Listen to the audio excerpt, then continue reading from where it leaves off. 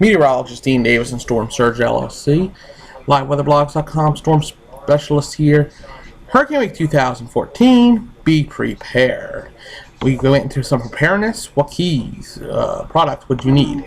Medications for weeks on end. Tons of water, gallons and gallons of water per person. You know how long your electricity will be out. First aid kits, meals ready to eat, so you don't have to use the stove. Also non-perishable food items. Cash, because ATMs will not work. Also duct tape and things such as flashlights and tons of batteries. Apartment papers. Don't forget about those. You're going to need them. Prepare now. Be ready for no electricity for long periods of time, possibly weeks to as long as a month. It's happened. Buy lots of water and MREs.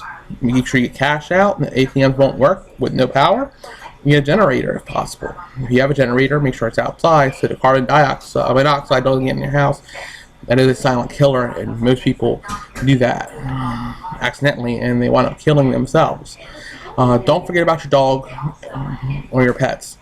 Make sure they have food for the duration of the event. So some hazards are storm surge, flooding, tornadoes, and high winds. We're going to go into storm surge first. That's when you have water being pushed up against the coastline and rising above the tide. That is normal in most hurricanes, tropical storms, even nor'easters. What happens, you get the high tide level, you get water pushing, usually you get a storm coming in from an area such as the southeasterly direction, comes up to the northwest, the water drives on the northern side and pushes up and keeps rising above the normal tide level, and keeps pushing and pushing on there. But winds keep pushing it up on shore, and we get storm surge from that. A good way to look at this also, if when you're down, this is the Virginia Beach area, you can see there's different categories. These are available in most emergency management to show you what areas and what category you need to actually move, get higher ground. Listen to the people while you're at it. Inland flooding, which is the #1 killer, is an issue, but what can you do? When you hear a hurricane, think about inland flooding. Determine if you're in a flood zone. Evacuate if you have to. If so, do so immediately. Keep abreast of road conditions. Through the news media, move to a safe area before it's cut off by flood water. Don't attempt to cross flow water. Little 6 inches will cause you to lose control of your vehicle. 2 feet will carry most cars away. Develop a flood emergency plan before this occurs. As you can see, this is what you see sometimes during hurricanes with inland flooding. So what about tornadoes? Usually caused by frictions as the storms make landfall. It basically slows down the progress and causes a rotation. When that occurs, you get tornadoes.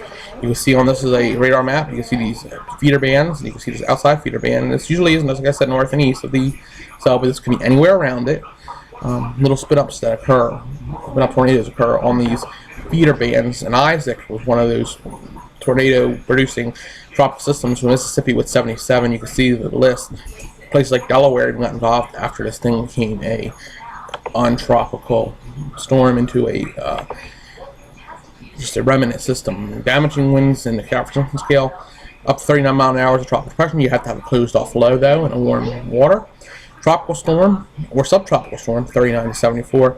There's a difference. Subtropical storms are hybrid, some cold air. It can be cold core and warm core mixed. That would be a subtropical storm, but if it's a warm core tropical system, it's a tropical storm. They will be named at that point. Category 1 is 75 to 95. Category 2 is 96 to 110. Category 3, which is your major hurricane, is 111 to 130, and it goes up from there 130 to 155 for Category 4, and Category 5 will obliterate you at 155 and above, and that'll happen over anywhere from 6 hours to 24 hours or longer. Debris, flying debris can kill you. Make sure you stay in the interior hallway. Use mattresses to cover you up. We'd like to thank you for staying with us here at LiveWeatherBlogs.com during this time frame, and make sure you keep this information with you, and stay safe this hurricane season. Stay with us at LiveWeatherBlogs.com for all your latest weather information. Meteorologist Dean Davis, Storm Surge LLC.